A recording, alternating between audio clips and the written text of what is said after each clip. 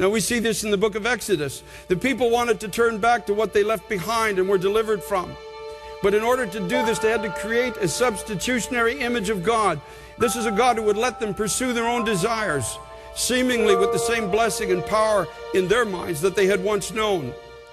Folks, this is the grave danger of our generation. Paul exhorted the Corinthian church. He said, be careful. Be careful who you're following. Be careful what you're believing. Be careful what you're reading.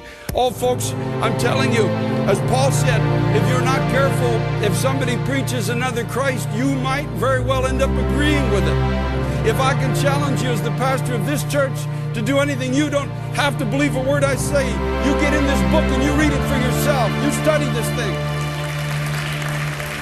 You study this book inside out. If you're a new believer, you start in the book of Matthew and you read through to the end and go back to Matthew and read to the end and back to Matthew and read to the end until this word is inside of you, until you know you can stand up and say, I know who Jesus is. I know who I have believed. Paul could say that. I know who I have believed. I know.